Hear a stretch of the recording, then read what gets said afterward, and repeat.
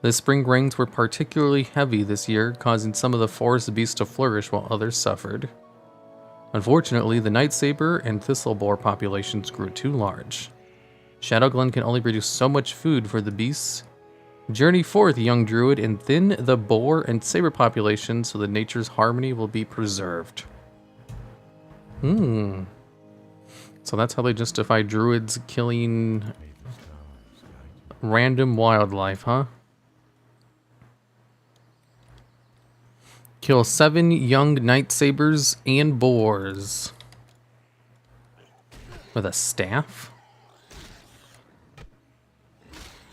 Is that how you do it?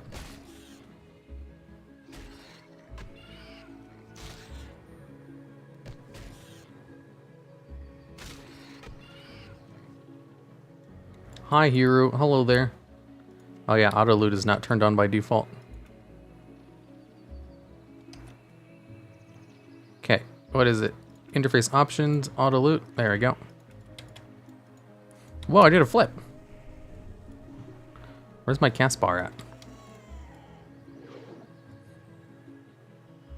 Is Season Master very different from normal classic? I haven't tried it. The only difference is that you can level up faster. Actually, there are a lot of other differences too. Those don't really come into play until endgame because they added boss mechanics to some certain bosses to make them harder. How's your day so far? Pretty good.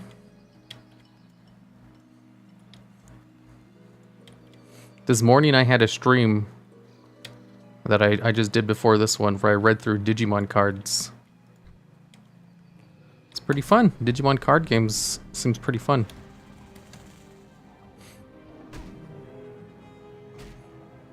Do people play Season of Mastery?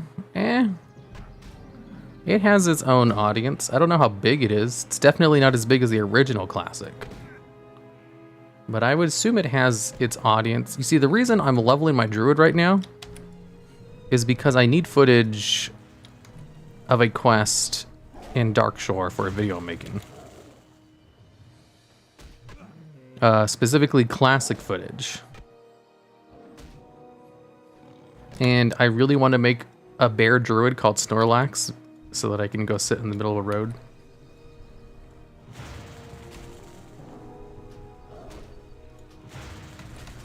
Hi bro, how you doing? Druids, Night Elf Druids are legendary. They also kill stuff really slowly at level 1. Do you know any of the new mechanics? Not off the top of my head.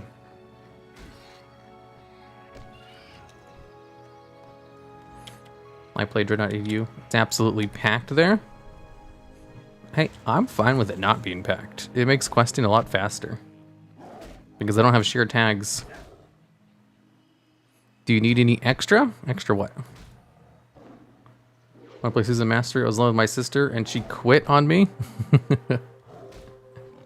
Sometimes I'll have friends ask me if I want to play with them, like level through a new expansion or something. And I always tell them, no, but like very politely. Because I like to play WoW by myself as much as possible. They're like, hey, a new expansion's coming out. Do you want to level up together? No, not really.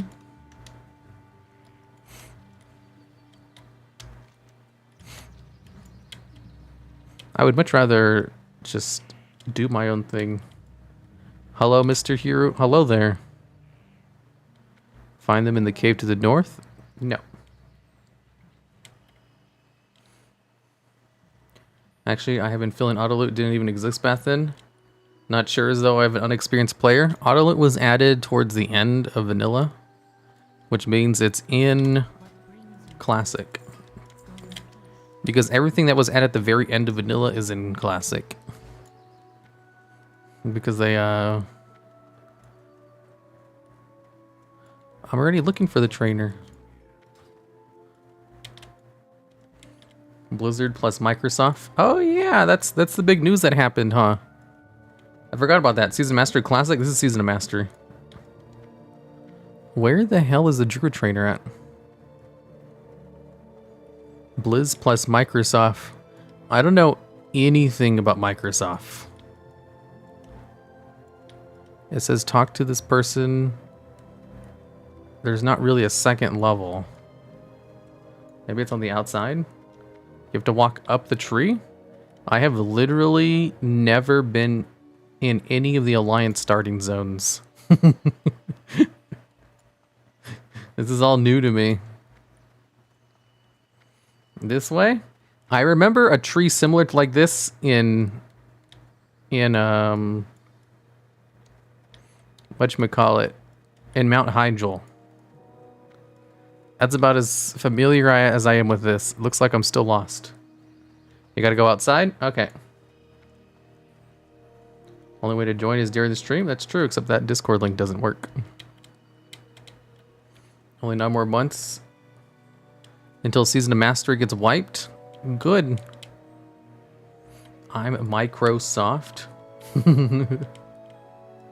Mike Ybarra. What about him? I really want to play WoW, but I don't know if it's worth it. I'd say if you're a returning player or new, there's so much to do in the game. Like, most of the complaints that people have with the game are only for, like, you know, endgame players have been playing the game for, like, the past 10 years. And they've literally just run out of content to do.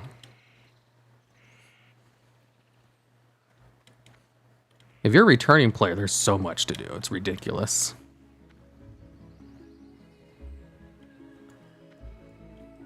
I found it all by myself.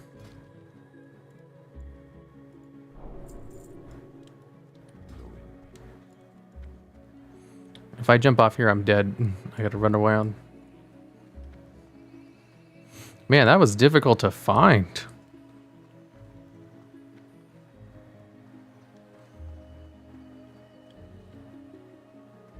Outside's a stairway that goes around, middle of tree. I hope we get Clippy as a battle pet. Why? Clippy's annoying.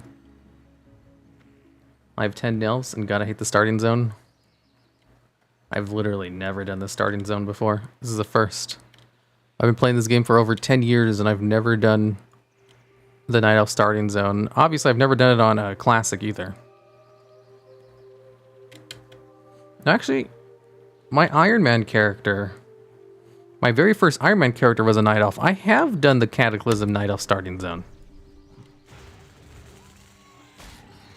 They must have changed it a lot because I don't remember any of this.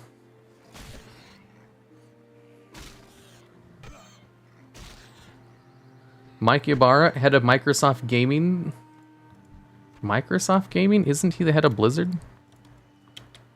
Said they'll make a big announcement next week. I believe that might be the next expansion. Oh, I didn't know that. That sounds pretty cool. I just noticed I'm super zoomed in. I usually play zoomed in because I use that to get footage, because footage looks better when you're like around this level, because you can actually see what the hell's going on. But from a gameplay perspective, there's no reason not to play as zoomed out as possible. You can just get more information. Resisted? Oh, I forgot to actually activate the spell I just learned.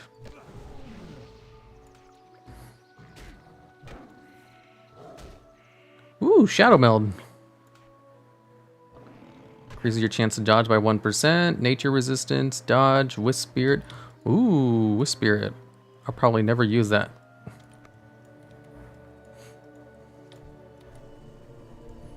Big announcement isn't something like a reveal, new chain of command or whatever. Big announcement can mean anything, good or bad. Have you had a chance to look at Guild Wars 2? No. I've been doing this thing on my Yu-Gi-Oh channel where I look at other card games on stream. That wouldn't really work for an MMO because you need to play an MMO for a really long time to kind of get like a grasp of what's going on. Because if you just do a first impressions, the only thing you're looking at is like early game. And if you judge current WoW based on its early game, that's not really going deep enough. A friend of mine named Ivron usually visits me at the same time every day. The strange thing is he hasn't been by today at all. He's several hours late, in fact. I admit, I'm a little worried, Snorlax. Ivron spends a lot of time over by a cave to the north, and I'm sure you know how dangerous it is there. Spiders everywhere. If you happen to be going that way, though, will you keep an eye out for him? Okay. Starting zone gets pretty hard after level 7. Easy. Why'd you pick a druid? So I can name it Snorlax and be in bear form. That's it. Thank goodness you are here, druid. Strange news has traveled to me through the whisperings of the forest spirit. The only reason I'm reading these is because I've never done these quests before. So I actually want to know what's going on here. Mysterious woodland protector Tyrandrella has returned to Shadowglen. The Dryad's presence has not been felt in the forests of Kalimdor's in years. Something is surely amiss if she has journeyed back to this land. Seek out Tyrandrella and see what business she tends to our grove. One of the sentinels reported seeing her to the southwest in Aldrassil.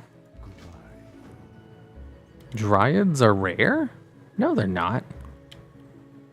They're everywhere. Nelf starting zone music slaps. Do I have the music up? Should be pretty low. Let me turn it up a little bit higher.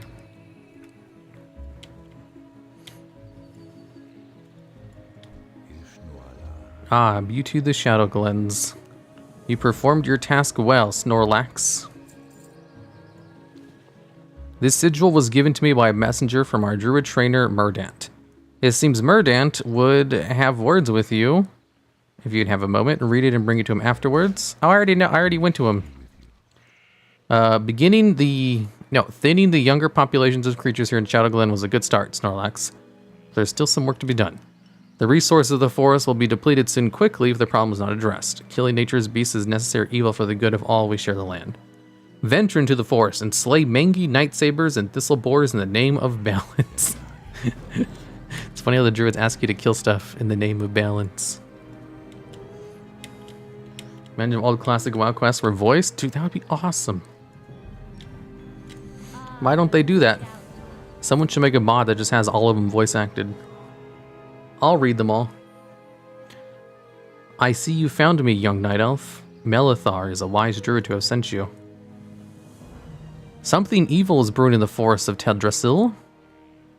Look long to the hills where peaceful furbolgs used to dwell.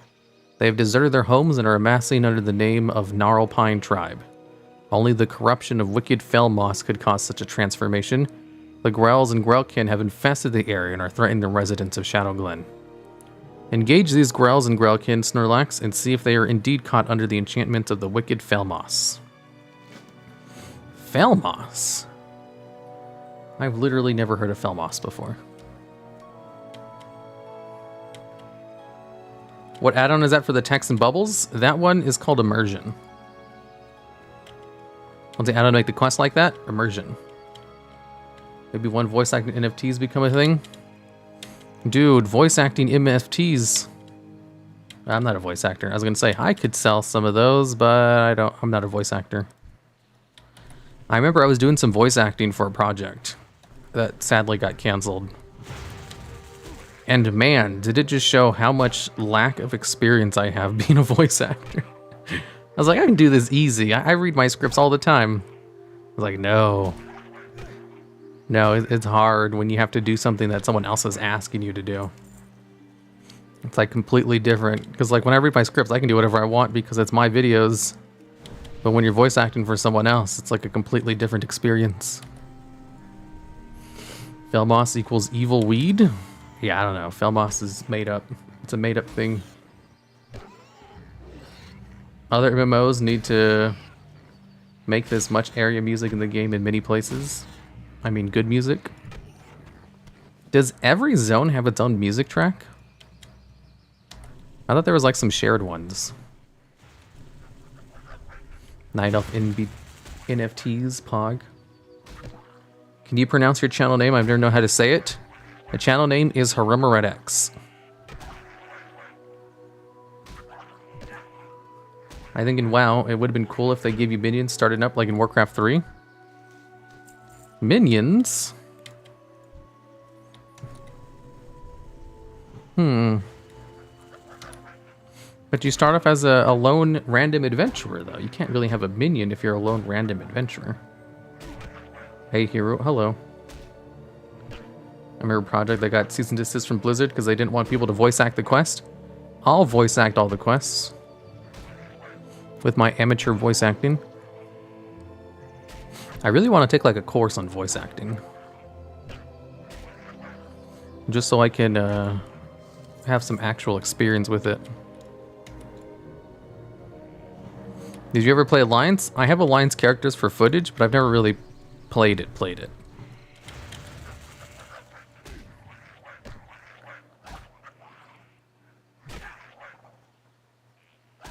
I like the ambient sounds with birds and stuff. One of the things I like about WoW, in comparison to when I was playing Final Fantasy XIV, is that it feels more like a world. Oh my god, this is actually slapping pretty hard. It feels more natural and less video gamey.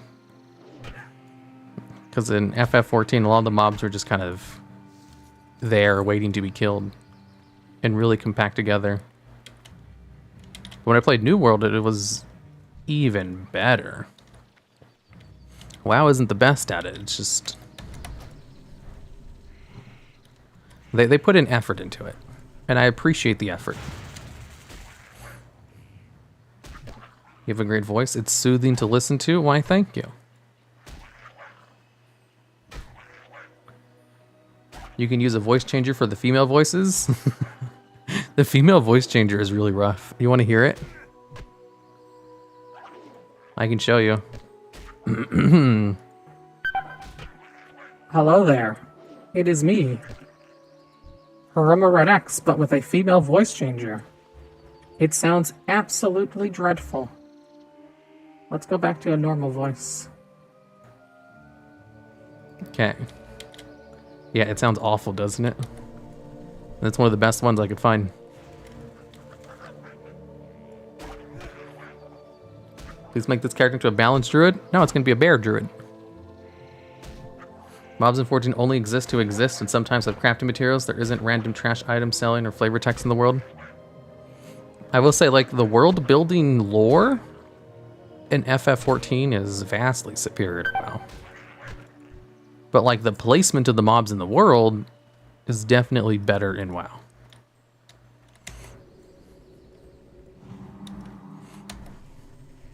Like, the comparison I made in my video on it was, Final Fantasy XIV puts more effort into explaining random moss on a nearby tree than Blizzard puts into explaining Sylvanas' motivations. There's just a lot more words. It's not even the worst one I've heard. I have another one. There is 2 versions of it. I'm not gonna die, am I? I got really close to dying. Oh my god.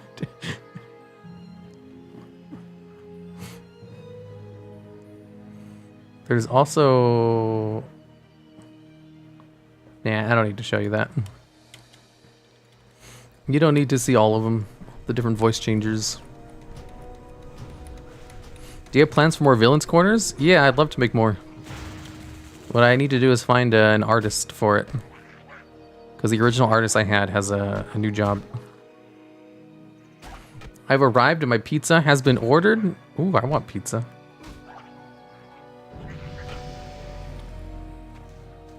Nice, now this should be easier. Sounds like a middle-aged cyborg leggy. Yeah, it's really bad. When was your first time playing WoW? During which expansion? First time I played WoW was back in Wrath of the Lich King. And that was like around when Ulduar came out. So I started playing WoW in the middle of Wrath of the Lich King.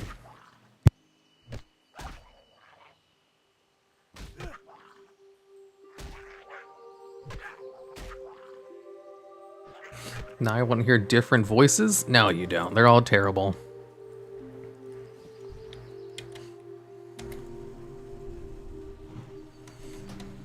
There is one that kind of sounds like GLaDOS. Oh my god, 2 resists in a row?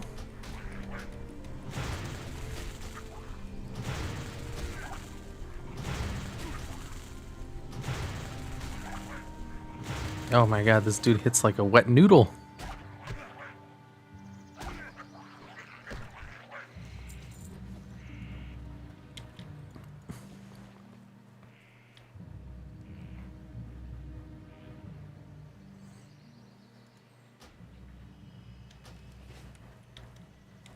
They just suck at telling the viewer that Sylvanas is a good person somehow before. Well, she's not really. You think you do, but you don't.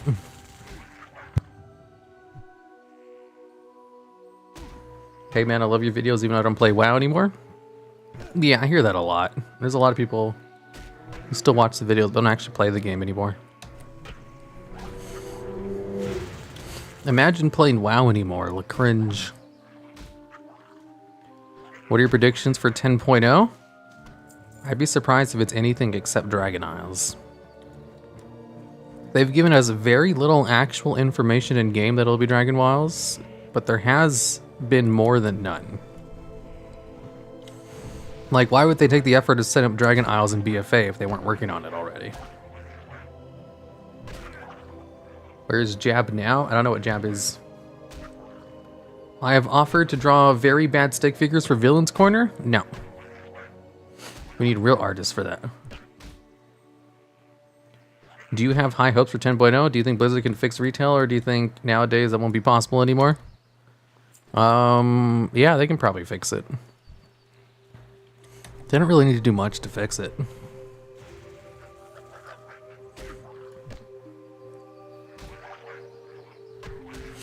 And they've already proven that they're willing to change things based on removing the AoE cap. So who knows? Plus, you know, they changed the AoE cap mid-expansion. I don't think you guys really understand how huge that was. Old Blizzard would never do something like that. Ever, ever. They would dig their heels in the ground and say, shut the hell up, we know better than you. But no. Reverse mid-expansion.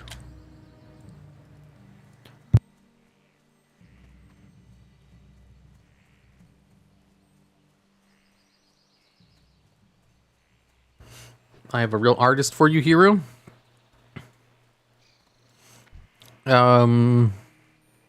I think before I start Villain's Corner, I'd have to ask Rachel if she would want to do it first. And then look for a new artist.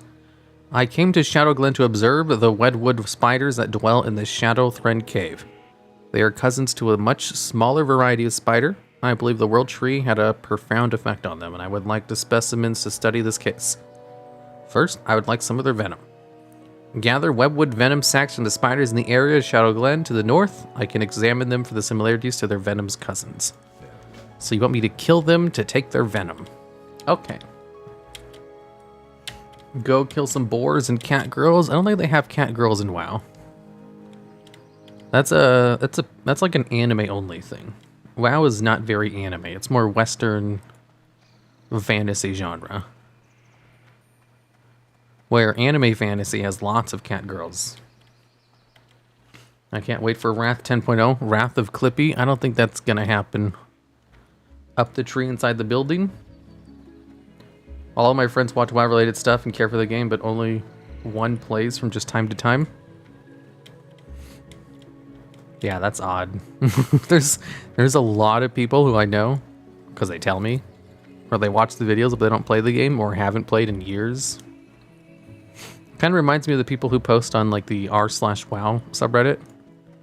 It's mainly full of people who haven't played the game in over 5 years, but like to complain about the current version as if they do. Ah, young Druid, I see you're eager to continue your studies. Good. I wonder, have you spent much time in the Emerald Dream already? Perhaps you're not prepared for that yet. In time, I'm sure. But until then, we should discuss other matters. I will be your mentor and guide for now. It is my duty to teach you how to interpret not only what the spirits communicate to us, but also the complexities and the secrets of the Emerald Dream. As you learn and grow in power, you will learn more of the sleeper trance. But until then, you will return to me as often as you like, and I will teach you what you can in the ways of our kind.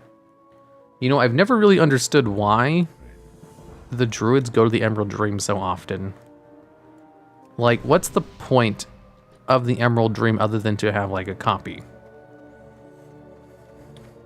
Like, the Emerald Dream exists as just, like, a copy of our world, but in a more perfect, natural state.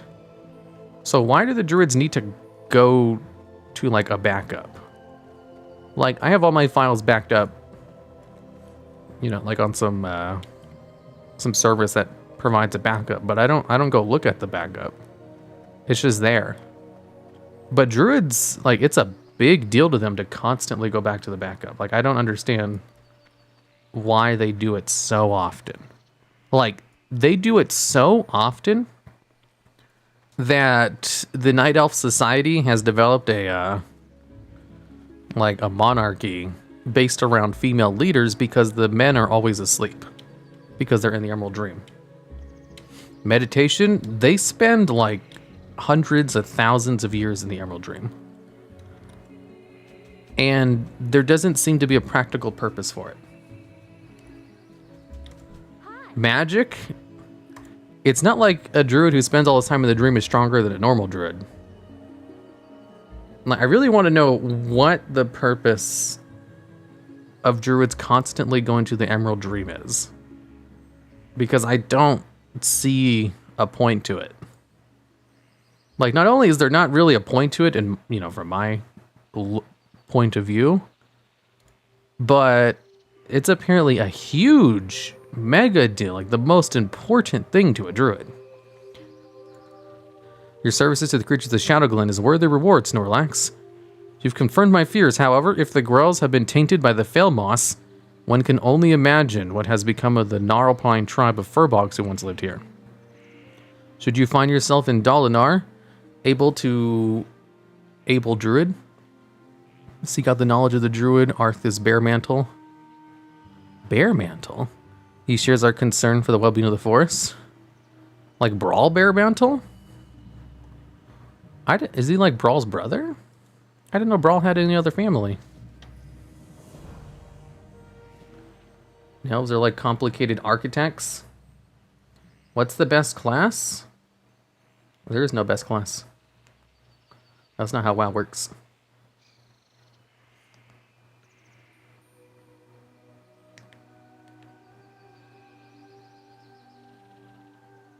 Because they get high and go there? Wowpedia says, in this world of untainted nature, druids gain insight and oneness with the Great Cycle. Yeah, but what's the point of that? That's just a whole bunch of words that don't mean anything. It sounds kind of like buzzwords. Like, it could just mean literally anything, because it doesn't mean anything specific. Like, specifically, why do they go to the Emerald Dream all the time? What defines being oneness? Why do they need to be oneness? What practical purpose does abandoning their families for hundreds of years serve of being oneness? And why are there so many people who are fine without oneness? I believe they guard from within the Emerald Dream. No, they don't do anything that affects the world of the Emerald Dream. They just kind of visit.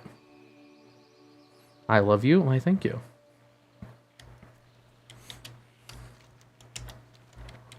I guess it's like boomer humor. They don't like their wives and they go to chill in the Emerald Dream. But they spend thousands of years in the dream. Maybe Emerald Dream is like euphemism for weed and they're mega addicted. That, I don't know, because like everybody supports them. Like the entire Night Elf Society revolves around the fact that druids spend a lot of time in the Emerald Dream. Emerald Dream is the Nelf metaverse. Yeah, but there's like no point to it. As part of the ancient pact made between Ysera and Malfear and Stormrage, the druids are required to spend long periods of time sleeping in Emerald Dream in exchange for their powers. Ah, well that makes more sense.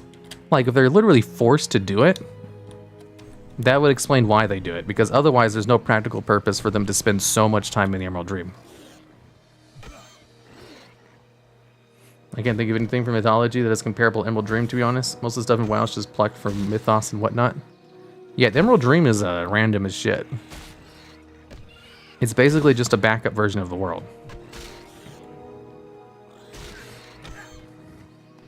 It's like, I don't need to call up Black Bays every, you know, for hundreds of years and be like, hey, you still got my stuff backed up? I'm like, yes. Bro, watching multiple people play Classic makes me want to quit my job and just go back and be a full-time WoW nerd. Yeah, it's fun. Imagine being able to do this for 12 hours a day, every day. Imagine how much fun you could have. Just think about it. Just think of like how the Druids take hundreds of years off of their life to spend time in the Emerald Dream, and it serves literally no practical purpose. It's the same thing. You can do that too. Come to the dream with their spiritual stuff. Yeah, but they don't need to do it. It may provide some benefits, but it's not necessary. The whole problem with the Emerald Dream is that it, like their whole society revolves around Druids wasting a whole bunch of time in there. And it's not necessary for them to survive or anything. However, according to what someone posted, they have to do it because of a pact they made, which basically says they have no choice but to spend time with the dream. So you're saying Ysera is actually evil and keeps the Druid Emerald Dream against their will? Yeah, pretty much. However, it's like, you know, hey, you have to eat McDonald's every day. Otherwise, we'll kill you. However, we'll pay for it. And you could eat whatever you want. And it's like, well, all right. You know, I don't want to die, but hey, if I'm being forced to do it, it's not so bad. They have an internet connection where they play WoW in the Emerald Dream. Yeah, pretty much. That sounds great for the first couple of months. Yeah, like they enjoy their time in the dream. The problem is that they stay in the dream at the expense of everything else. Like while they're in the dream, they are asleep in the real world. That sounds dope. Do you think the sword will be removed at some point? I thought it would finally be removed with the whole jailer thing, but I don't think that's happening. But what do you care? They're immortal? Well, they're not immortal anymore. They used to be. Now they're just long-lived. That sounds great for the first couple months. Yeah. I enjoy your videos a lot. Just stop by to say thank you and wish you much success. Why, thank you, Darson. We have a small group of people who all work very hard on the channel.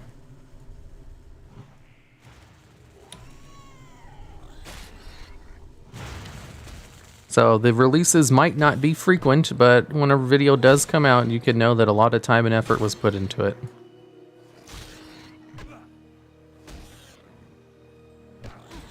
Emerald Dream was part of the pack they made.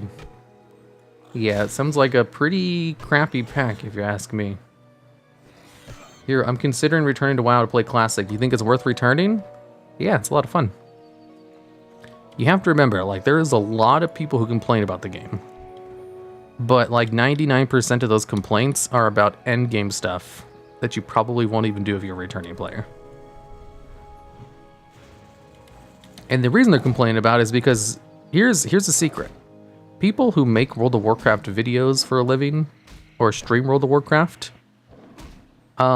play the game way more than the average person.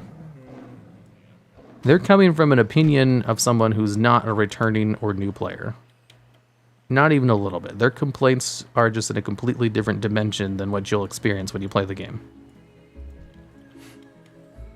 What Season Mastery? Season Mastery is like it's a classic era realm that only exists for a year.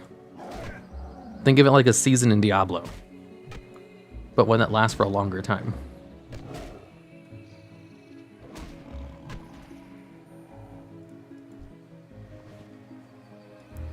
Okay, I killed all of those. Now I just gotta kill some boars. Would you like Blizzard to add a hardcore leveling as a game feature? They have that already. If you go to Ironforge or Undercity, you can talk to someone and they give you a hardcore buff.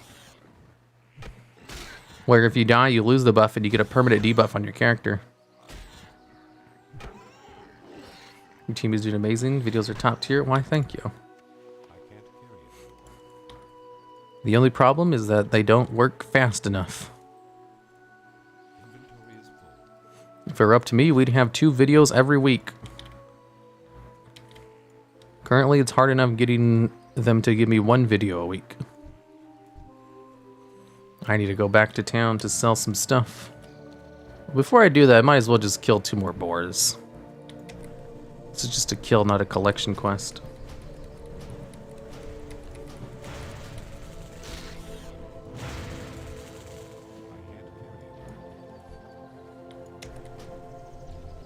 Love your work. Keep it up. Why, thank you. Season Master is vanilla? Yeah, Season Master is vanilla. End of WoW. Someone kicks the sword through Azeroth and we all die. Time for WoW 2? Heck yeah. Or we just go to another dimension that has a perfect WoW. For me, WoW stopped being a world and now it's something like a dungeon lobby. If that makes sense. And community is not as I thought it would be. Same with lore. Ooh, find the trainer. A dungeon lobby. I mean, if all you do is raid log, maybe.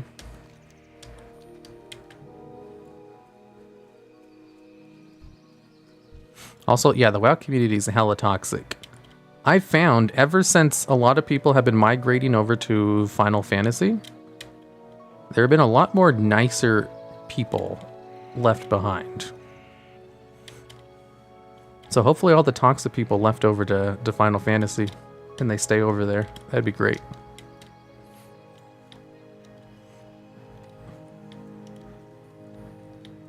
Thank you. Hello there. Why are you living in a druid? So I can name it Snorlax and be a bear. Warcrafted dungeons. He's outside the cave. Outside over here, right? The vocal minority. Yeah, but like, you know, negativity bias and everything. If you have one bad experience in a dungeon group, you're going to remember that over the 10 positive or neutral experiences you had. So you'd be like, man, WoW is full of absolutely toxic people. And, you know, what they're thinking is that one bad experience they had.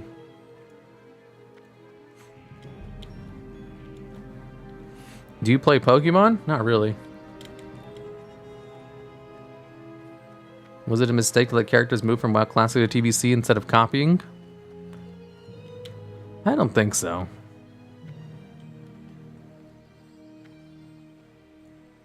The big problem with TBC is that, like, the TBC quests still exist in the modern version of the game. So the novelty of going to a brand new world is just not there.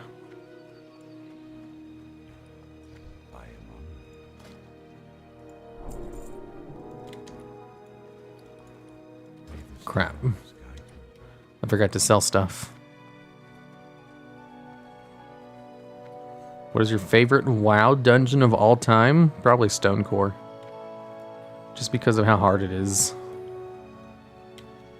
Stonecore simultaneously has 2 of the hardest dungeon bosses of all time in it. Osruk and the Stoneworm. I don't think people remember how hard the Stoneworm was when it first came out. It was like a raid boss. The Stoneworm, the first boss of Stonecore, had more mechanics than like any boss in Classic or TBC. Well, not TBC. There was some TBC bosses with a lot of mechanics. Definitely any boss in Classic.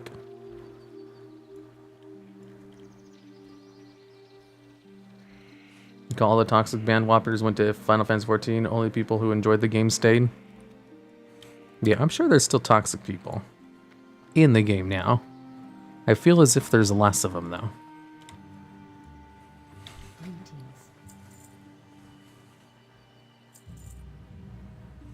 Excellent. Let's scrap those healing herbs, and now I can go afford rejuvenation.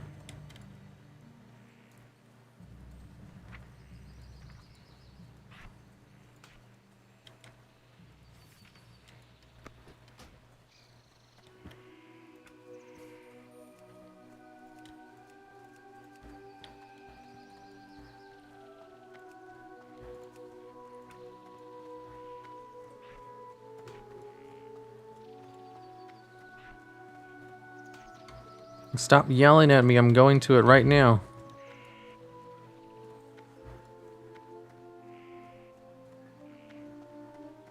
What's your least favorite dungeon then? Toldugar from BFA. Toldugar is an absolutely dreadful place.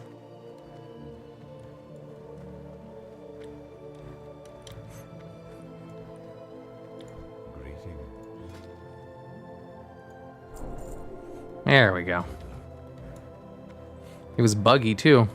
I don't know why they didn't just remove it from the game, to be honest. Nobody liked it. And it was full of bugs that they never fixed. Tuldagar's even worse than Nomer? My least favorite? Nomergon's not even that bad. So yeah, Tuldagar's way worse. I can't think of a dungeon that even approaches the level of awfulness as Tuldagar. If you want to know why it's so bad, go watch my video on the top 10 worst dungeons in the game. In the game's history.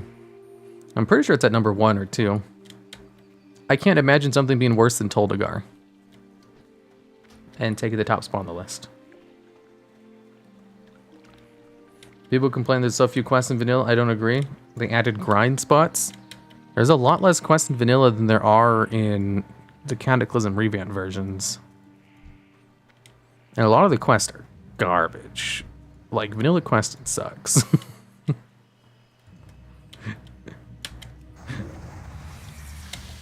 But, like, you know, it's a relic of its time period. Vanilla questing was vastly superior to all other quests in MMOs at the time. Really? I like the Fire Mage boss. Oh yeah, the boss fights were fine. It's more like the dungeon itself. The Fire Mage boss from Tuldagar is pretty cool. I agree.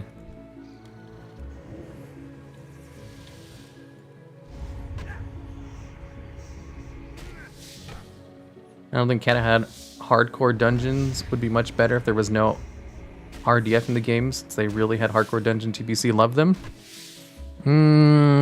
I ran the first pre-nerfed versions of the Cataclysm dungeons with a full guild group of people who I ran together with. And we still wiped all the time. Like, they were incredibly difficult, and I loved them. Because not only were the dungeons very difficult, but they also nerfed healers to hell. They have never nerfed healers, like, as hard comparatively to the previous expansion as they did at the start of Cataclysm.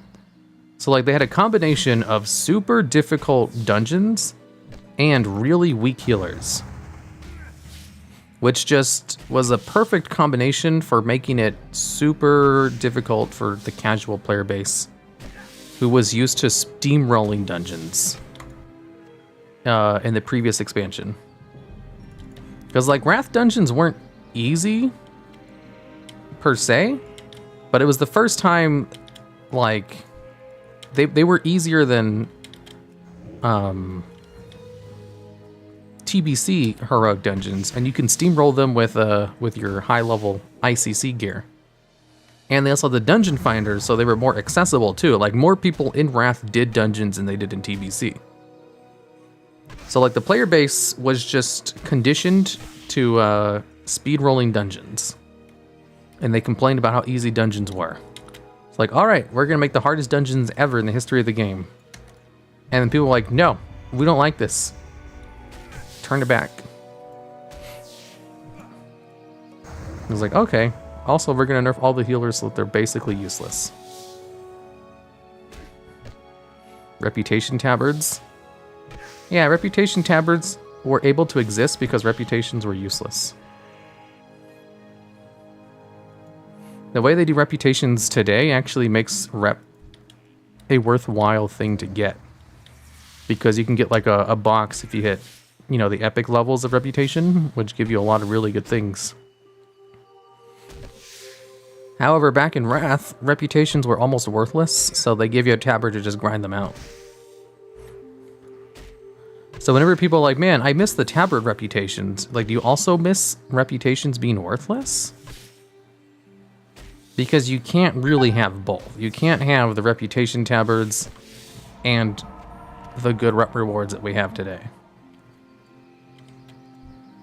The reason reputation tabards existed was because there was no reason to have max reps.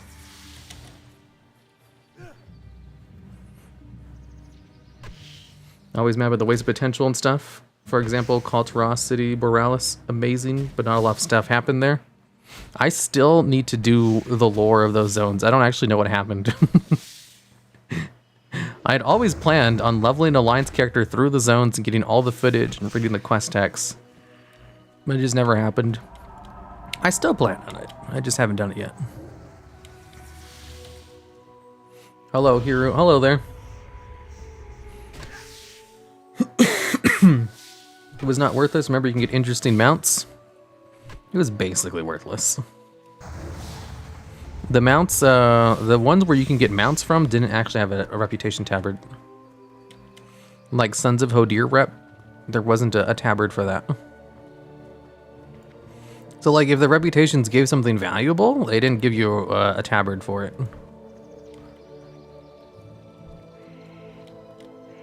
It was not worthless. I love watching your videos over and over, even though I don't play WoW. Excellent. Hopefully you watch the Going to Sleep playlist. I'm intrigued what they're going to do with Ice Crown on live, since, well, Hello Domination went holy moly. Oh yeah, they gives them a good excuse to actually do something with Ice Crown. I didn't even think of that.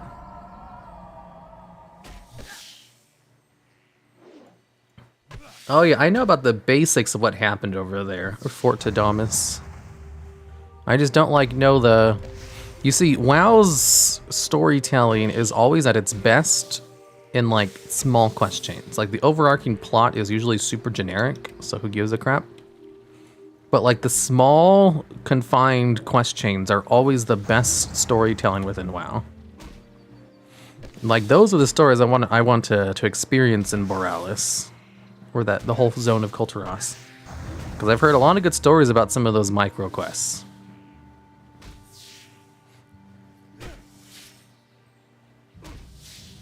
You are my Going to Sleep playlist? Good, good. Watches D&D videos too? Yes, watch the D&D videos. The D&D channel hit 30k subs yesterday actually. I made a tweet about it when it happened. 30,000 subscribers. I'd imagine it would have hit the threshold a lot quicker if we had uploaded consistent videos on the channel.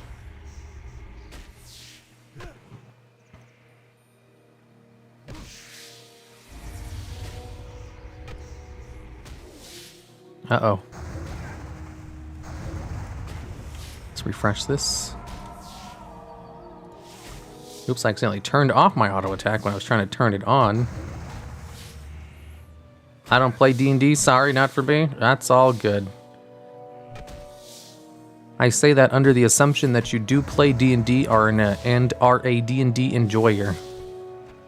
If you're not a D&D enjoyer, then there's no reason to watch the channel. I agree.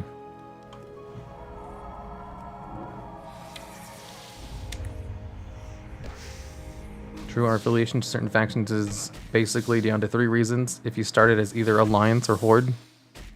You see, the reason I played Horde at first was because I'm a big fan of monster races and RPGs. And I never understood why you'd want to play a human. Like, you're already a human. This is a chance to be something completely different. So the very first character I ever made was a Tauren Hunter. Because it was the most monstrous race available at the time. Like, one could argue Undead is probably more monstrous, but Undeads are basically just, you know, a different flavor of human. Monster? Language hero? But they are monster races. What would you call them? Shit. I'm actually getting kind of slapped. A gnome? Gnomes are just small humans. Thanks to your videos, I managed to convince friends in an island to play WoW again. Ooh. I'm not sure how my videos convince someone to play WoW, but that's good to hear.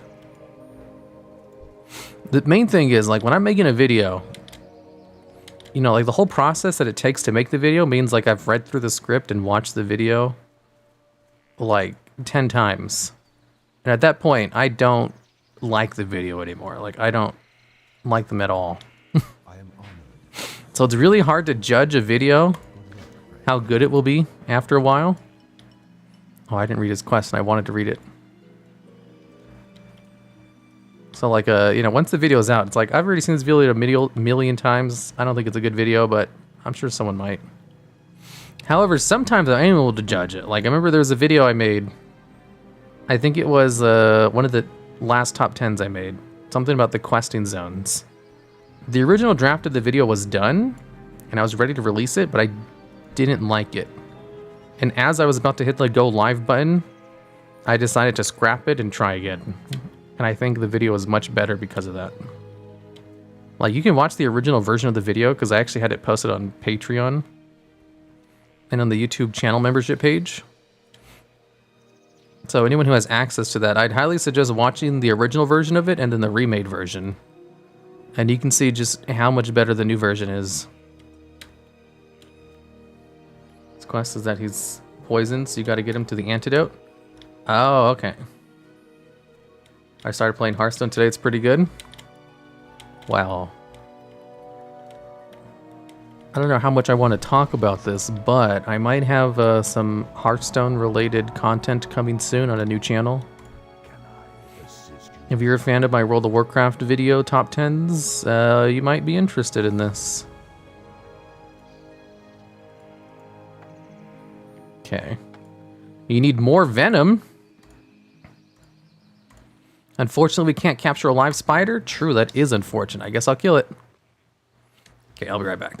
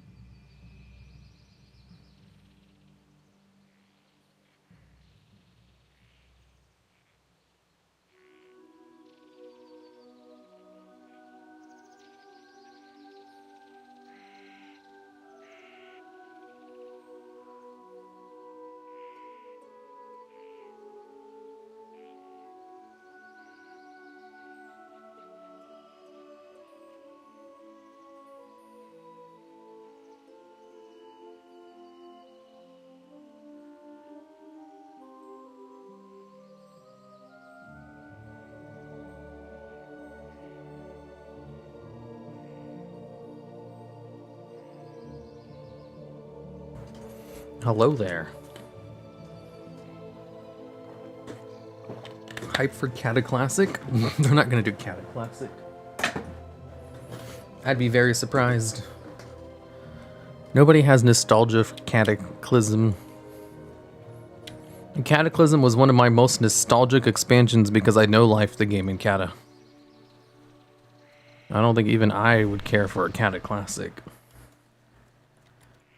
Wait, where's the Yu-Gi-Oh! Player rates Hearthstone cards video? I only have the VOD of it. I haven't actually put it up. I guess I should put it up. The problem with the Yu-Gi-Oh! The Hearthstone video is that I know Hearthstone too well. So it just didn't have the same appeal as the other ones, in my opinion. I can't wait for 2035 SL Classic. Also, I streamed the Hearthstone one on my Twitch page instead of YouTube, so there wasn't as much chat participation. So it really relies on chat participation or having someone there to explain stuff.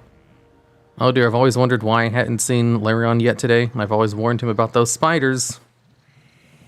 You may be able to help Irwan, as I know of an antidote that should help with the poison. It requires some ingredients though. Before I can make it, we'll need a Hycolin mushroom. You can find those growing under trees, or you may collect them from Grell south of here. They seem to have taken a liking to them. Also need moon petal lilies, which only grow around watery pools.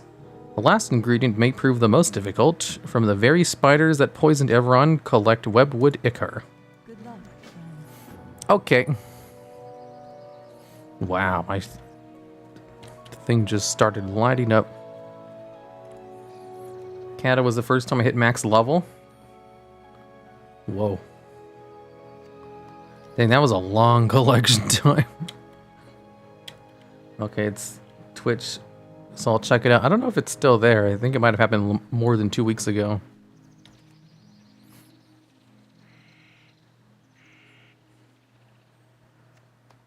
Are you going to install webcam one of these days? Probably not. I very much, whenever I get like a crazy message from someone, I'm always very thankful that I have as little personal information of myself out there as possible. I very much enjoy the privacy, the nominal amount of privacy it affords. Do you think they'll release a Watt Classic? Hell yeah. I'd be surprised if they didn't. What mode do you play in Hearthstone? I only play Hearthstone Battlegrounds and nothing else. You get crazy messages? Every content creator gets crazy messages. And I'd probably also extend that to if you're like a content creator or a woman online, you probably get crazy messages.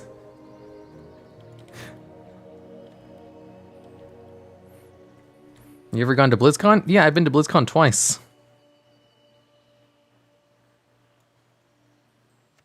And I had a fan meetup at one of them.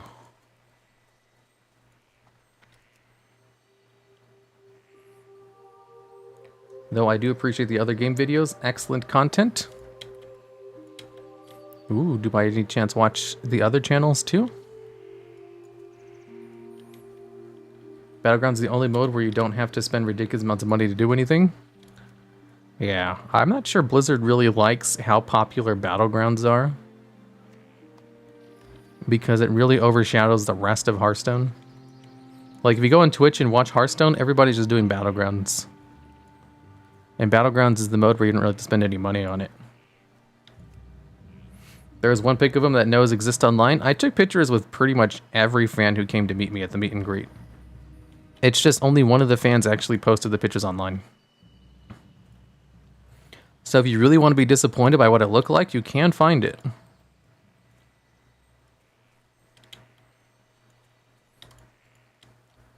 Top tier YouTuber who?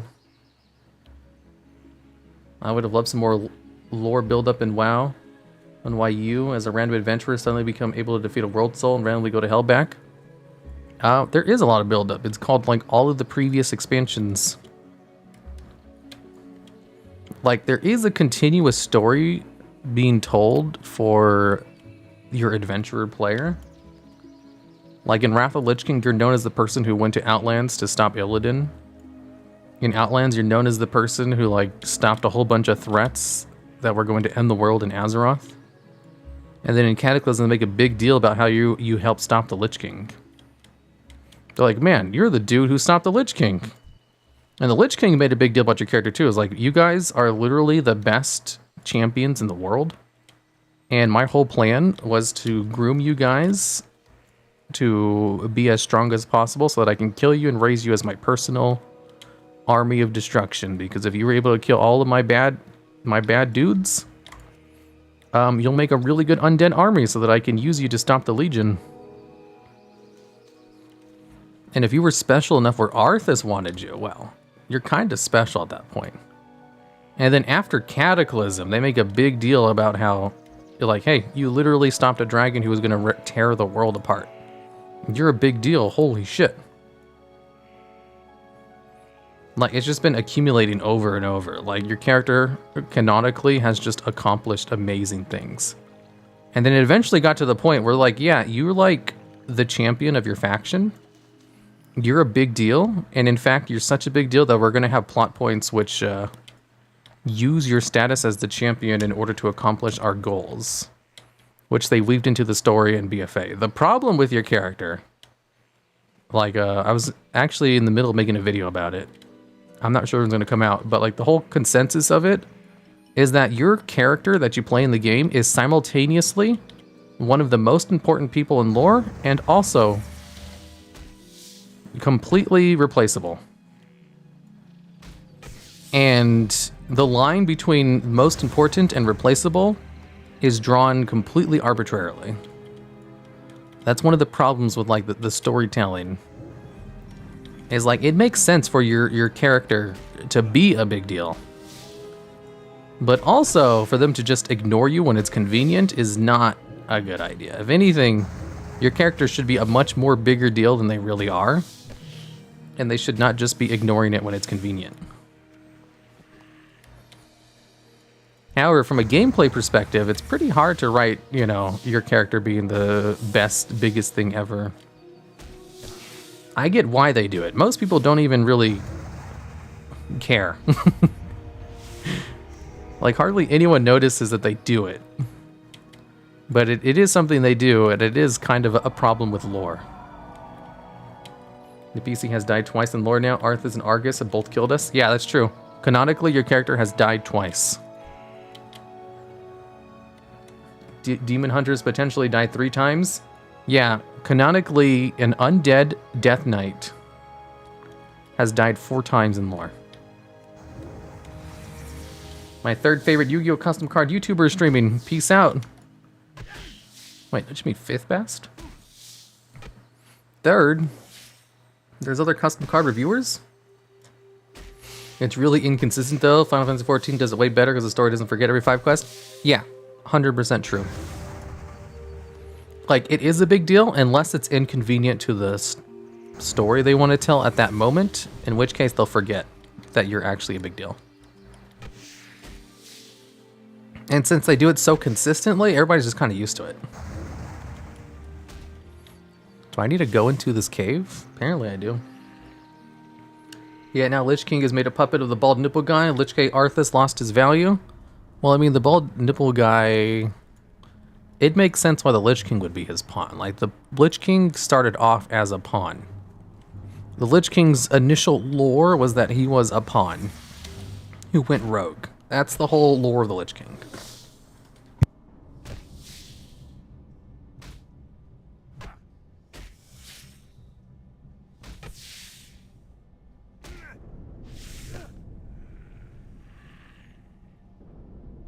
Sorry, I just went to go get water. So the Lich King being the pawn of the jailer isn't really that much of a retcon. Kind of like how Sargeras actually destroying everything because of the void. It's like, okay, so it changes some stuff in the background, but ultimately everything is still the same.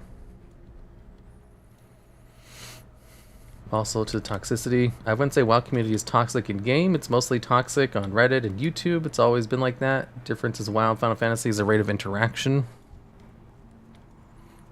Yeah, there's definitely some points that can be made like that. Realistically, we're all going based off of anecdotal data.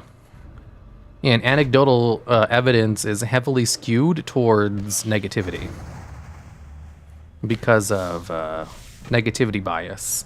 It's a psychological phenomenon where humans have evolved to just recognize negative emotions as more important than positive ones. As like a survival instinct. And conversely, that applies to like news too. Like if you see negative news about someone, you'll think of it as more true than if they're saying something positive. So like if someone reports negatively about the game, you're more likely to believe that. Than if they say it's positive. It's like, yeah, sure, whatever. And what this does when it comes to like the WoW community is like you think the community is terrible if you have one bad interaction and you've interacted with 100 people that week. Because you encountered one bad apple, you'll say that the community is bad. Because that's just how negativity bias works. And then, also because of negativity bias, you're more likely to complain about it online. And so if there's like 1 million people playing the game, and less than 1% of them complain online about having a bad experience they had, which was just one bad experience they had out of 100, then those like 100 bad experiences will be posted online, and because it's negative news, people are more likely to actually like upvote it. So it gets pushed to the forefront, and then you get to this whole narrative like, wow, this game must be a toxic cesspool if all of these people talked about these negative experiences, and then all of these people also got posted to the front of page of Reddit. which has a bad system itself where it supports an echo chamber because of how the system buries unpopular opinions. And then that's how you get like the whole narrative. It's like the psychology of, you know, what goes into a community. Usually you don't think about it, it just kind of happens.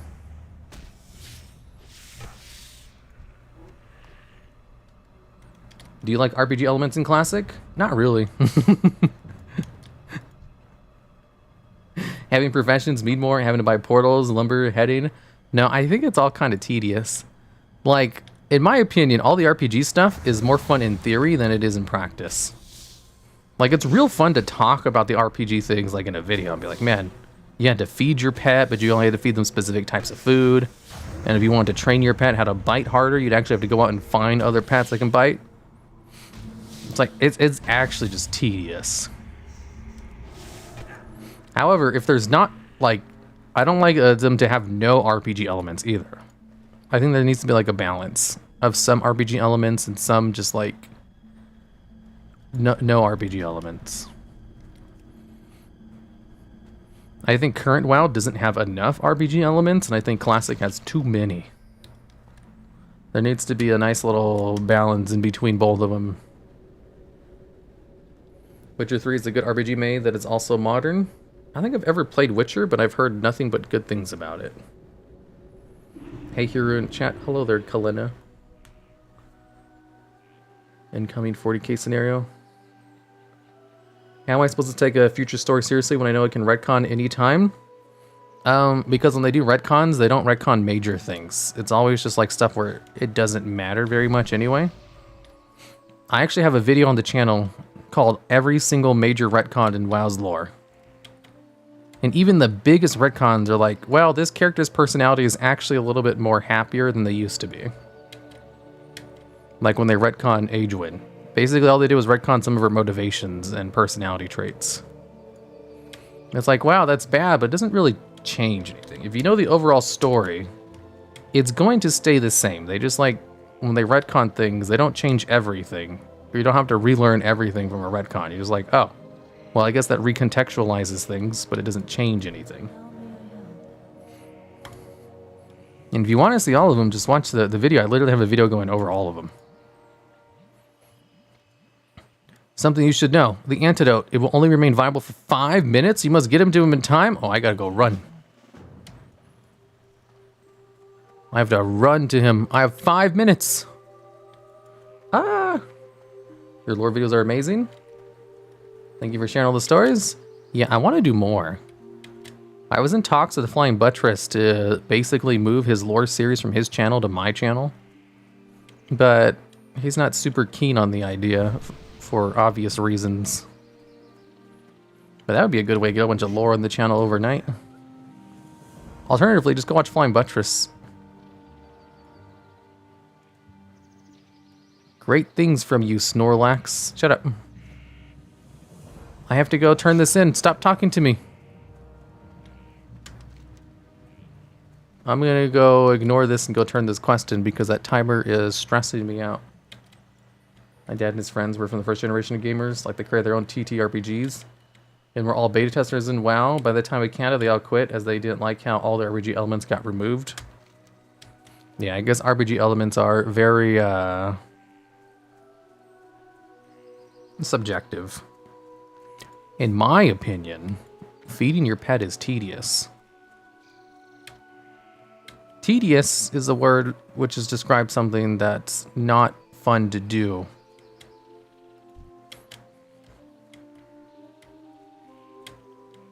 Hi, here, about to go to work. Pepe hands. See you later, 5-hour energy. Is that mag? Nostalgia was a huge effect on negativity bias. WoW being a cult classic gets it more WoW because of game time. Yeah, I think WoW also has a problem where people who play the game treat it as more than a game. Like, for example, in Yu-Gi-Oh!, nobody's writing a multiple paragraph long essay about why they're quitting the game on Reddit before they leave. They just stop playing the game. However, in WoW, it's common for an occurrence like that to happen. I'm so glad you've returned. What is it, Snorlax? Oh, I knew DR would be able to help me. I'm always getting into trouble, and Dirania, well, she always manages to help me out. I'm feeling much better, but I think I will sit here for a while until I feel completely better. Well, that, and I was hoping you'd clear a path for me through these vicious webwood spiders. You're welcome. All the RPG elements got removed? Good. I'm headcanon LK Arthas as a weapon out of control of the jailer, so basically the rogue agent thing, but instead of Legion, it was a jailer who went rogue against. Well, like, the jailer had a hand in the Legion, so going rogue against the Legion also meant he was going rogue against the jailer. It's just when he was killed, he went back to the jailer. He was like, you thought you could escape me. All you did was buy yourself a short reprieve. Exciting to be here again. Thanks for the super chat, Mactica5. Just saying that it was a different generation. WoW was designed for that generation, but as we age out of the things, adjusted. Yeah, gamers nowadays, everything's a lot more fast. There was also the novelty of WoW, where it was like one of the first games in which you could actually talk to people online. Because that itself was a novelty. I remember being like, whoa. You know, running into a different person. That's an actual person playing that character, not an NPC? Like, that thought used to blow my mind back in the day.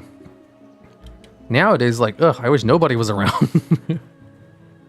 Is there a way to play solo so I don't have to interact with people?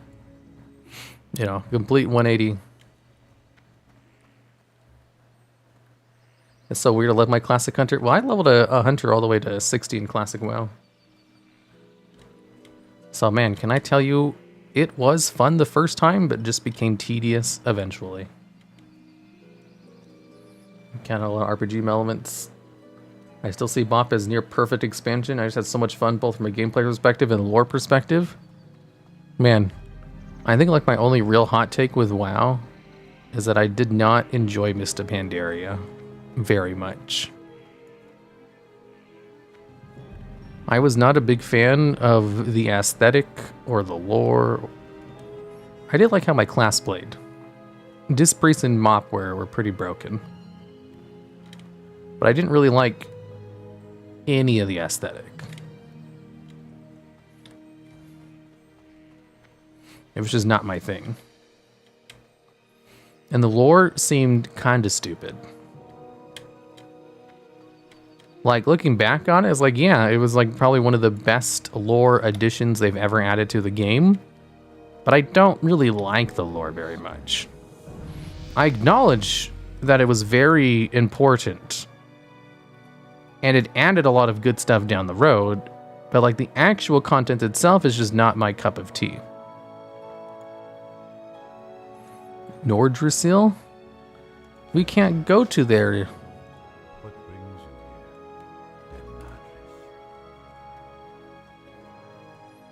Have you heard of dead internet theory? No, that sounds dumb.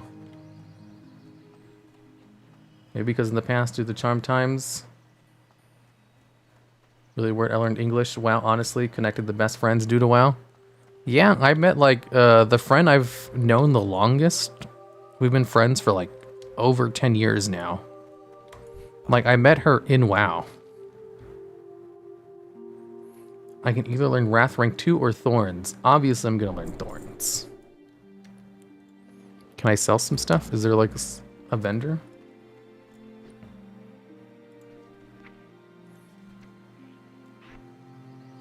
My friend has long since quit the game. But, you know, met through WoW. I like Moth aesthetic, but only because all the textures have been updated from the old stuff. It was pretty cool, and the pandas and stuff. Yeah, that was all kind of stupid. I wasn't part of the Kung Fu Panda crowd, but I was definitely... I didn't make any panda characters in MoP, that's for sure. And also, I think the monk class... I remember they announced like how the monks were gonna play, where basically they wouldn't have an auto attack and all of their damage would be done through their abilities. I thought, wow, that's amazing for a melee character. And then they went back on it, and I was like, oh, that's stupid. And ever since they went back on that philosophy, I've just been completely uninterested in monks. I've tried playing them, but every time I do it, it's just like, it's neat.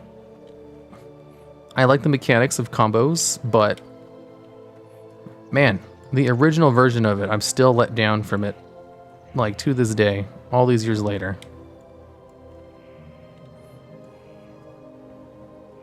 Although interactions are like you nowadays, back in the day, interactions made more aware of people and intentions.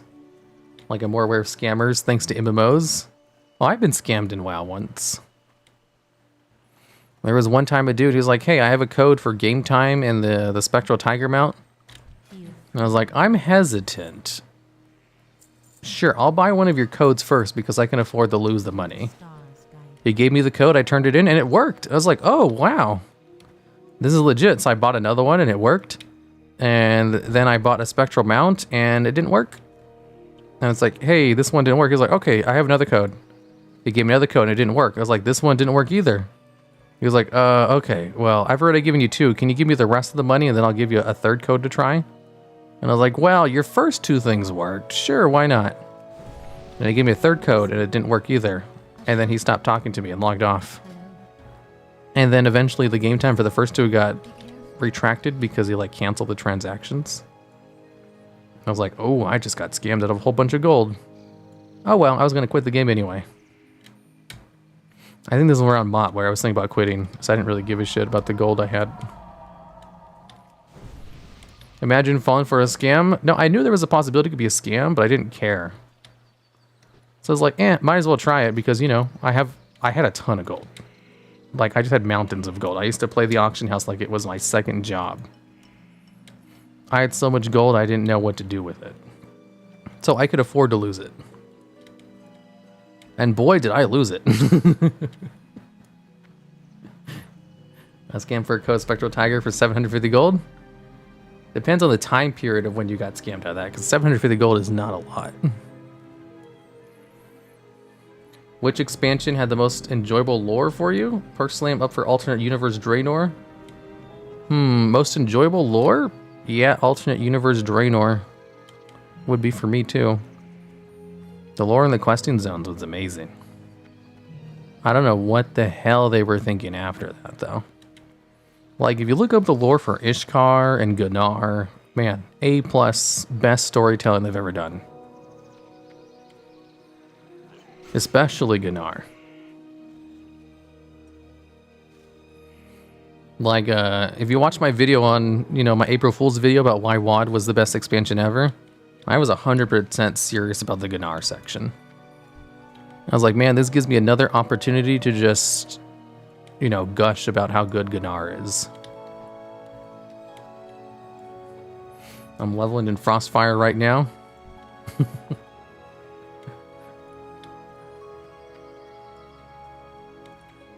Certain scams are really devious. Yeah, like thankfully I've never fallen for any real devious scams. The one scam I fell for, I was absolutely aware that I was probably a scam, but I did anyway because I didn't care.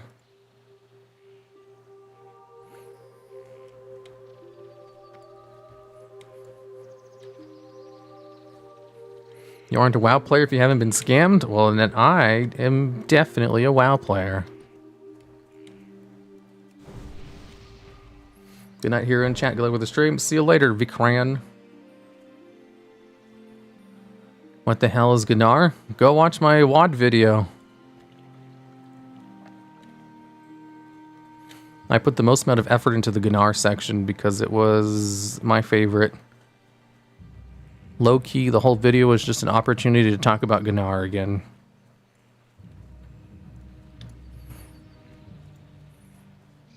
So I just bought off his shit and they run off? Yes. I feel old saying Walt was my favorite expansion in terms of lore and content. I really enjoyed Wrath of the Lich King too. I don't think I've ever had as much like just pure fun playing the game as I did in Wrath.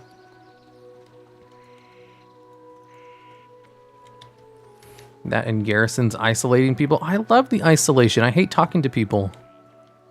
That was my favorite part about Warlords of Draenor. I wish they would have player housing so I don't ever have to go out in the world ever again.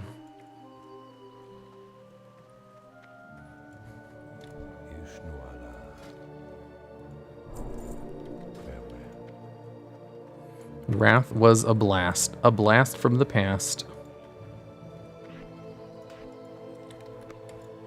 Enter the building? How do I enter the building?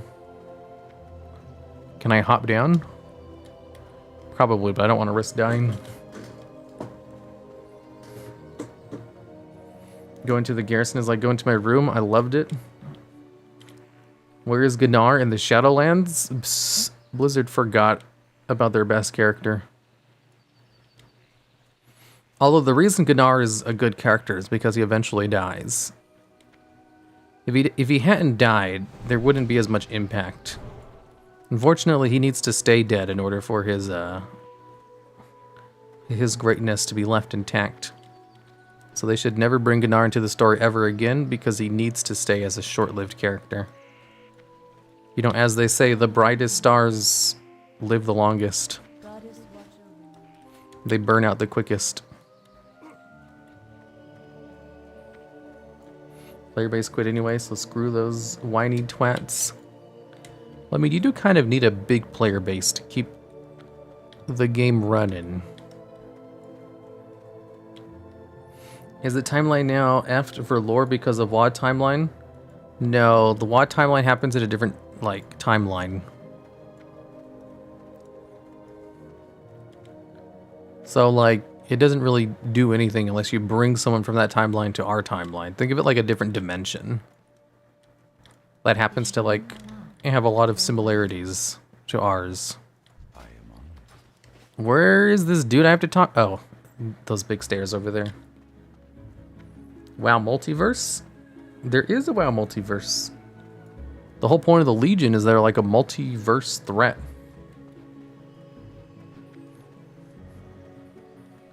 The Night Owl pathing gives quest givers like such a pain in the ass.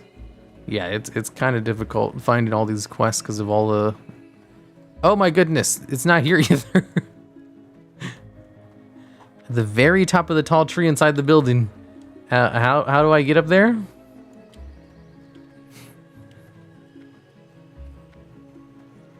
Did you know there's a quest in Cloak and Darkshore that you can get that turns invisible for 5 minutes, but only in Darkshore? I'm pretty sure that's not in Classic WoW. You go to the top of the tree. How do I get to the top of the tree? Would you like housing with new professions that also have furniture and blueprints? Or wouldn't you care for it? No, I would love that. That'd be awesome. If they were going to add player housing, I would be disappointed if they don't do exactly that. Because it seems like a natural way to make professions actually useful instead of literally useless. There's no reason to have professions in the current game, so you might as well go engineering because you get a useful teleporter. Why not Elwyn Forest for the extra crispy grind? Because I need to go to Darkshore for footage. And I don't know how to turn this quest in.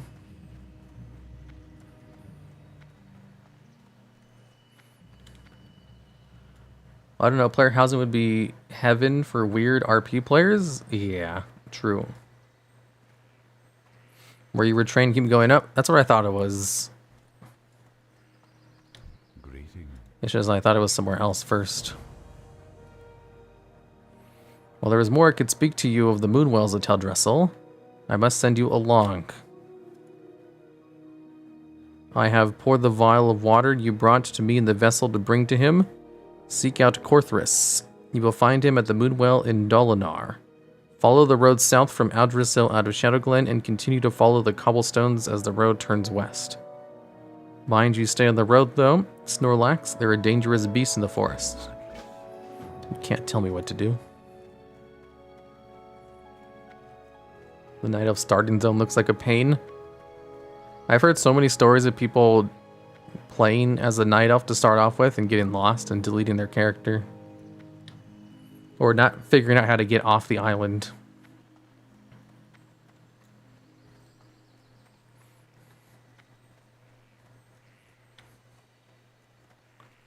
The quest in Darkshore in Classic turns into a Night Saber, but only as one charge.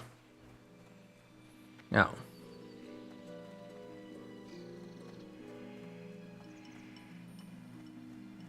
Run to Elwes Forest for the meme?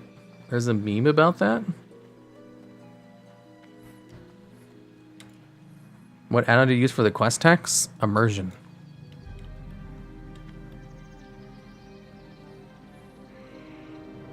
What is Season of Mastery? Season of Mastery is a seasonal leveling realm that's only up for a year and lets you level up quicker.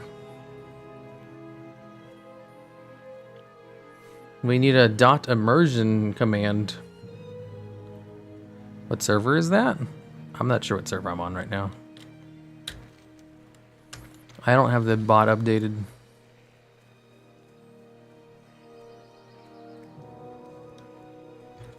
Am I leaving the tree?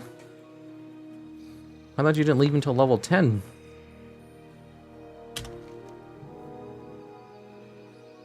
No, I'm just leaving the starting zone.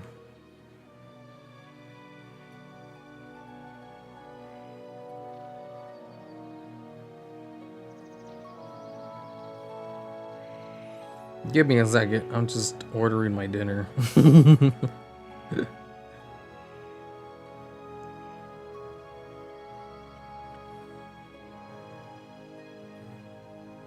Let's see. Let's pick DoorDash.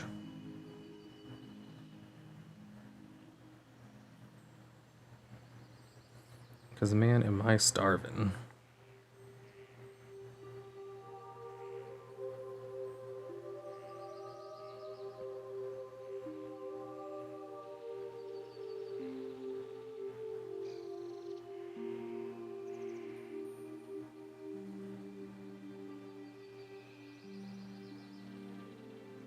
Stay there as long as possible. Complete every quest. Okay.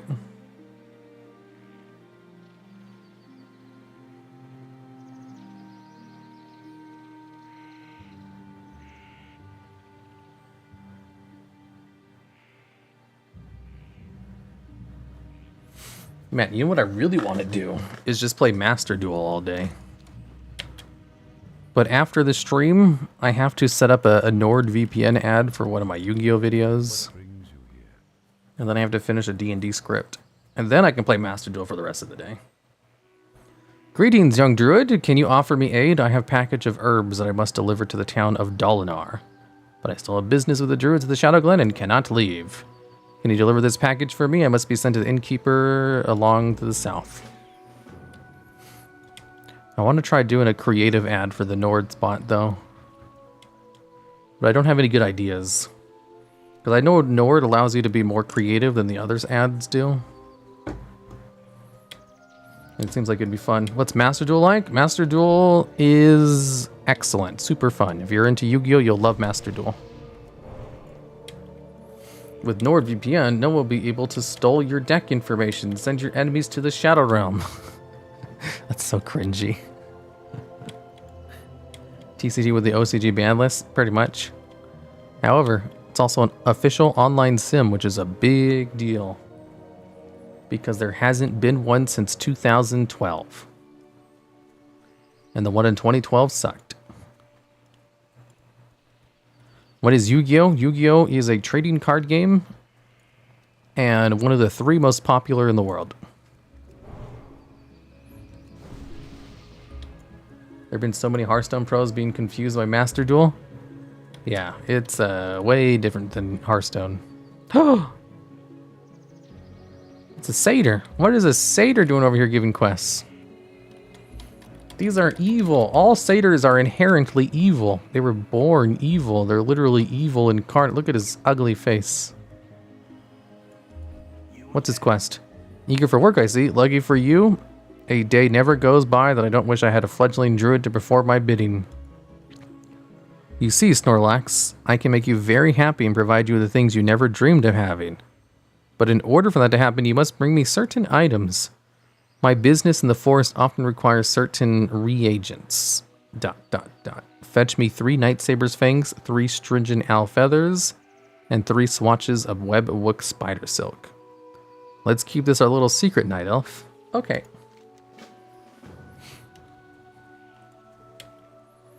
Still was a lot of money at this level. Yeah, I know, right? Yu-Gi-Oh's a show about the guy in the TV? Yeah. Isn't Yu-Gi-Oh more streamlined compared to Hearthstone? I don't think so. I think Yu-Gi-Oh is 10 times more complicated than Hearthstone. Card games, there's a Magic Mana system in Yu-Gi-Oh. There is no system. In Yu-Gi-Oh, it is entirely possible to draw every single card in your deck on your first turn. But you can't really do anything with that advantage. It's possible to play every single card in your deck on your first turn. However, usually you don't need to play every card in your deck.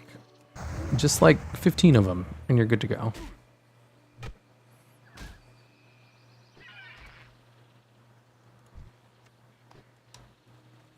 Man, I love Thorns. It's just passive damage. I've always been a huge fan of Thorns-like effects. Like in my Paladin, my favorite aura is Retribution Aura. When I heard about Ascension WoW, where you get to pick like any abilities from any classes, the first thing I thought about was, man, I really want to play Retribution Aura with Thorns. The Druid's Thorn spell. That sounds like fun. Heart of the Underdog Exodia? No, just Dangers. The Danger engine can draw through the deck in one turn. There is no archetype which is more consistent at being able to draw through your entire deck than Dangers.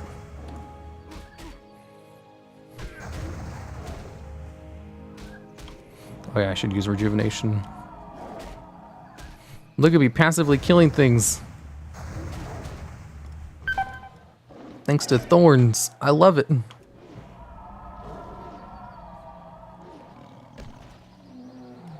So you can do it, but your opponent can too. Yep, that's how it balances out. You can play every card in your deck in one turn, but so can your opponent. It's like both players just have massive amounts of power. So the meta of Yu-Gi-Oh is trying to stop your opponent from playing the game. Because if they're allowed to play the game, then they can put out huge boards.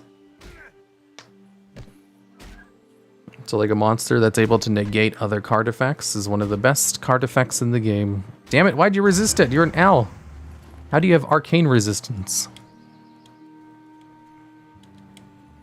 Use NordVPN so that hackers can't Ash Blossom your info. That's so corny.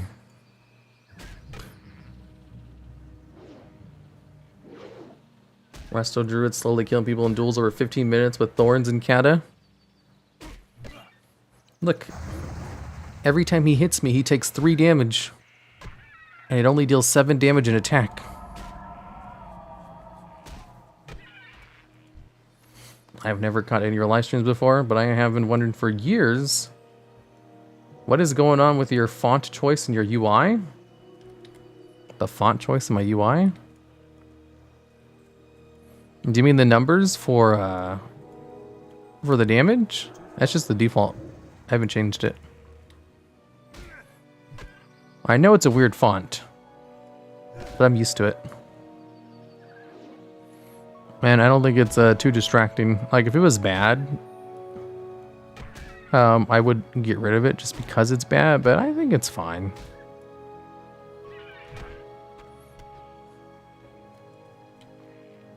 Looks like tilted children's book text. Yeah, it's just the default for this add-on. That's all it is. I haven't changed it. I don't really see a reason to change it. I remember when I was watching Max react to one of my videos, he also noted the font. He was like, man, he really hasn't changed the default font, has he? I was like, I didn't think people cared about the font enough to actually change it.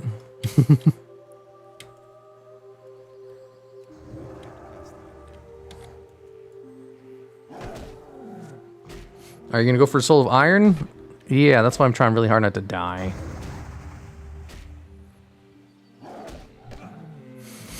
The ad begins. You see Kaiba dueling Yugi. Kaiba hacked Yugi's deck, and now he knows where he'll play. If only I had the heart of NordVPN, he says.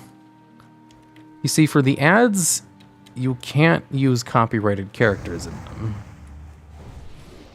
Like, I did a creative ad for one of my Yu-Gi-Oh videos before. And I basically drew 2 ghosts who were the representative characters. And they used a lot of non-specific character names. Like, you're not allowed to use copyrighted characters to make the ads. So I can't say any proper Yu-Gi-Oh names in it. You also can't, like, have the characters from the anime in it.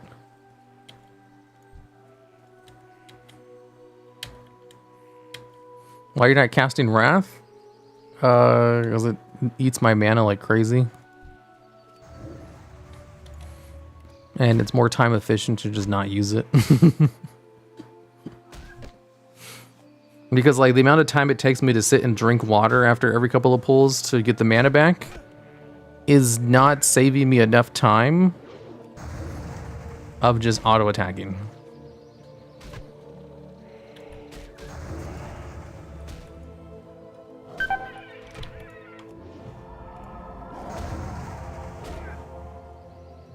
Have you played Ascension WoW recently? No, I've never played it. I know I talked about it, but I was just talking about how I like the idea of that, but I never actually played it.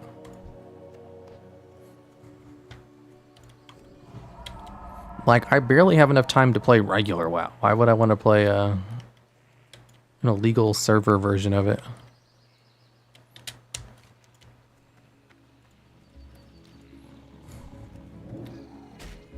Damn it, stop resisting.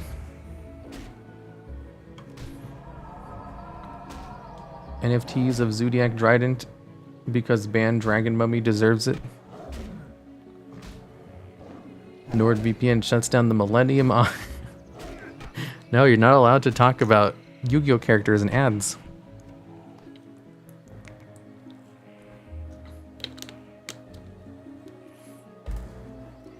What's that beeping sound? Is there a beeping sound? If there's a beeping sound, it's probably my my database in the background. It makes beeping sounds occasionally. And by occasionally, I mean like once a day. And I don't think I heard it. It must be something else. The low health beep? Oh, that's probably what it was.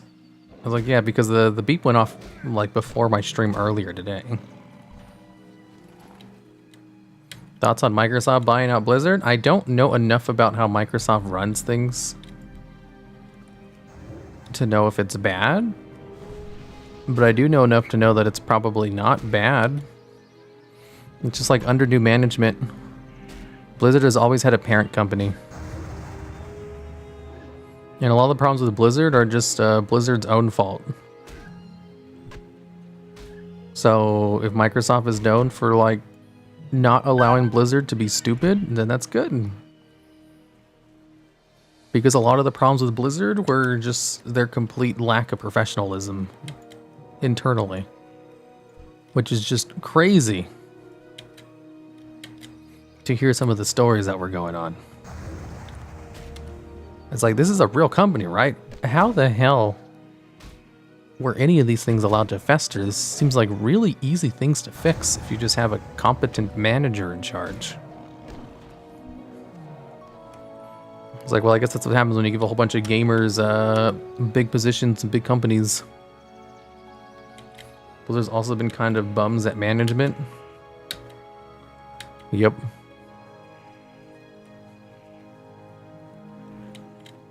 They're for sure going to be giving more resources to WoW team, I think. Necessary to have a good thing, though. The WoW team has always had good resources.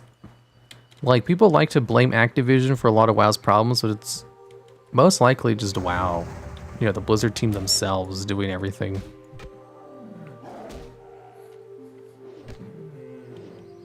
I turn to your videos when I really need to sleep, take it as a compliment. Yeah, that's why I have the Going to Sleep playlist. Hopefully you make use of that. In the new year, I have started removing the outro from my videos. You know, that end screen that has like the music. Because I want them to be easier to watch in a playlist. And I think the outro screen kind of detracts from that. Like originally, the outro music used to be a lot louder. And I turned that down because people said it would wake them up whenever they watched the video while trying to go to sleep. So I have the Go to Sleep playlist, and only videos that were made after I turned down the music are in there. And of course, only highly edited scripted videos are in there too. So like no Q&As randomly.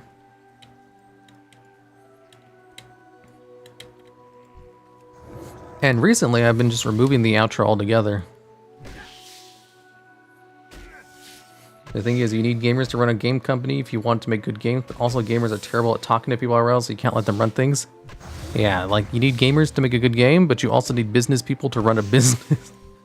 Like, I have lots of business-related things I have to do for YouTube, but I am a terrible businessman. However, I know some people who are really good at business, and I just listen to their advice. They tell me to put money into stocks. They set it up for me and I put monies into the stocks and I make more monies. They tell me to pay this amount. They tell me how much to pay in taxes. They tell me they set up sponsorship deals. Like the NordVPN ad I have to set up after this was set up by one of the people who work for me. He's like, they do all the talking. They also talk to some of the people and like, hey, these ad people didn't actually pay you for like all of these ads you did. And they want to give you the money. I was like, oh, cool. I totally forgot that I never give them an invoice.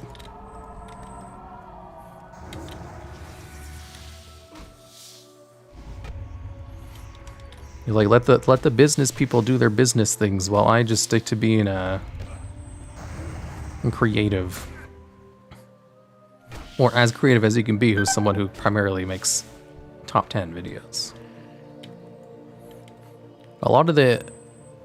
Why does that beep keep going off? A lot of the videos I make are much, what I would call like edutainment videos. Like they're more informative, entertaining pieces than they are like, you know, haha funny videos. Or anyways, that's the kind of brand I go for. So it requires lots of research. So I have like a team of script writers for each video. Although I need more. Collect one webwood spider silk. It's a really smart way to do content. Yeah, I think it's just like one way to do content. I'm always infinitely jealous of people whose main form of content is reaction based. Because they're able to get the same amount of metrics and engagements as I am, but for like way less effort. And it's like, man, I wish my videos were that easy to make.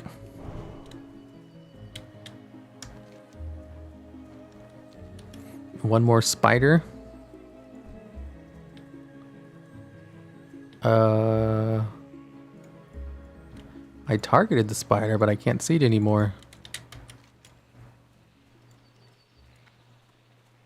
Well, there's more of them over here. Business people did not lead the Blizz devs acting like douchebags for decades. Yeah, I would assume like most normal businesses, you know, are properly afraid of the lawsuits, so they would shut down a lot of that shit. They were being very unprofessional, unbusinesslike. There's one. Triviatainment. Yeah. Basically, that's a better way to put it. Edutainment means you're actually learning something useful. It's more like random pieces of trivia, told in an entertaining way. Like, you should see how detailed my scripts are for... Like, this is how you write an entertaining, researched piece of media for it to be, you know, entertaining to an audience. I have a lot of rules that I have to give my script writers. Like, sometimes when they send in scripts, I was like, okay, you need to rewrite this because it sounds like I'm reading a Wikipedia article. And that doesn't make for an entertaining script. However, the information in this part is excellent. Don't change information, just change how you're writing it. And I have to give that piece of info a lot to the script writers. It's like, okay, you see this whole paragraph you wrote right here? The information in here, excellent. However, rewrite it completely. With the same information, but make it more, less mechanical. Like Internet Historian's video about serious business. I don't think I've seen that. Suppose it's fault for having an HR team that is not independent. HR people should not have politics with the gamers.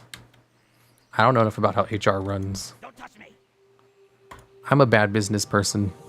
Well done indeed. I didn't even collect for a whole bunch of ads that I'd done.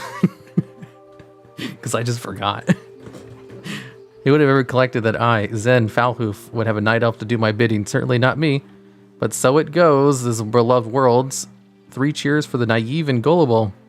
3 cheers, yay!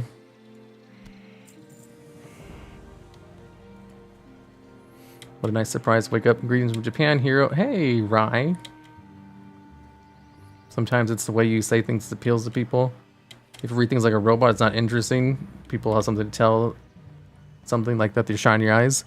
Yeah, basically, like, my approach from, like, the get-go was, like, you know, think back to all of those teachers you had in high school who actually taught stuff in an interesting way. And then all of the boring teachers who you could barely stay awake in their class. What was the difference between them? The biggest difference I found was the boring teachers would just read from like the syllabus verbatim, whereas the interesting teachers would, you know, actually be interested in what they were talking about and try to teach you into a way where it was easy to learn. And I was lucky enough to have a lot of good teachers to draw experience from in the past. Okay, I'm gonna end my stream here because I think my food is here. And I gotta go. I got other stuff to do. Goodbye, everybody. There should be a video on the channel sometime. I'm going to go talk to the video editors later to see... Well, actually, I sent a message earlier. I sent out a progress report. It's like, hey, so how are the videos going? Anyways, goodbye. See you later.